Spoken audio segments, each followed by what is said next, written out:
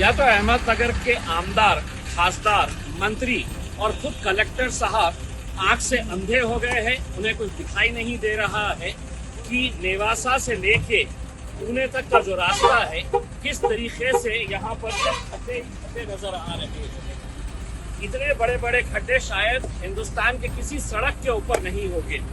एक बात समझ में आ रही है कि या तो ये जितने लोगों का मैंने नाम लिया हूँ, आमदार, खासदार, मंत्री और कलेक्टर साहब, डीपीडीसी के पैसे के जरिए ये सीमेंट भी अपने पेट में डाल दे रहे हैं और डामर भी खुद खा रहे हैं।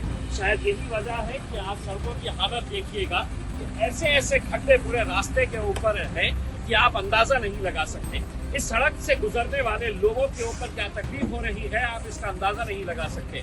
मैं महाराष्ट्र के मुख्यमंत्री देवेंद्र फडणवीस साहब, एकनाथ शिंदे साहब, अजीत पवार साहब, आप तीनों से ये दरखास्त करता हूँ, अपनी गाड़ी के अंदर, कितनी ही आलीशान गाड़ी क्यों ना हो, आप पूना से निकलिए और नेवासा तक उस गाड़ी के अंदर बैठ के जाइए। आपकी गाड़ी का सफर जो होगा उसके बदले में मैं आपको 10,001 रुपया इनाम दूंगा। ये खड्डे क्या सिर्फ आम लोगों के लिए हैं? आप हेलीकॉप्टर से घूमेंगे, लोगों से टैक्सेस वसूल करेंगे और यहाँ पर लोगों को इस तरह के खड्डे नसीब होंगे।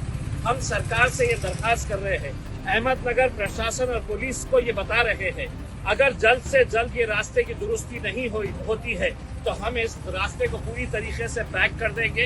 हम रास्ता रोको आंदोलन करेंगे।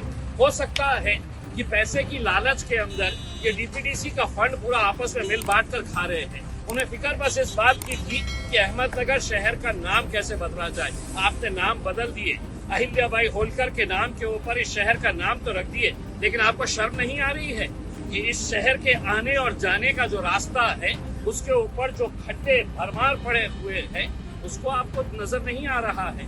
हम आपसे दरखास्त कर रहे हैं। और हाँ, मुख्यमंत्री साहब अगर इस सड़क से गुजर रहे हैं तो 10,001 रुपया, और अगर इसी सड़क से वापस जा रहे हैं तो दोबारा 10,001 रुपया हमारी तरफ से, मजलिस की तरफ से आपको दिए जाएंगे।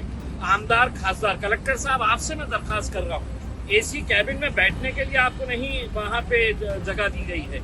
आप कैबिन से बाहर निकलिए और देखिए कि आपके जिले की हालत क्या हो रही है करके। और इल्जाम आपके ऊपर इसलिए लग रहा है कि आपके जो मंत्री, आमदार, खासदार पैसा खा रहे हैं, शायद आप खामोश बैठे हैं। हो सकता है कुछ हिस्सा आपके हिस्से में भी आ रहा होगा, इस वजह से आप मुंह खोल नहीं रहे हैं।